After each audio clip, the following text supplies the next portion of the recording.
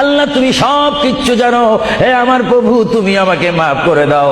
আমার আল্লাহ বলে, তারপরও যদি তোমাদেরকে আমি মাফ না করি, তারপরও বান্দা তোমরা আমার রহমতের দরজা থেকে ফিরে যাইও না। আমি তোমাদেরকে হুকুম দিচ্ছি, ওয়ালাউ আন্নাহুম ইয যালামু আনফুসাহুম জাউকা, বান্দারে যদি গুনাহ করে ফেলো আমার রহমত থেকে মুখ ফিরে তুমি চলে যাইও না।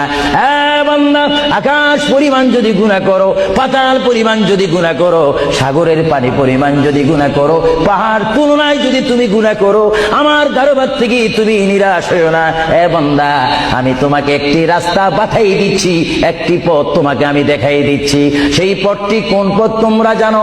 ওয়ালাউ আন্নাহুম ইয যালামু আনফুসাহুম জাউকা, বান্দারে যখন তোমরা বরবাদ হয়ে যাবে তখন তোমাদেরকে একটা পথ আমি তোমাদেরকে দেখাই দিলাম, সেই পথটির নাম হচ্ছে আমার রাসূল।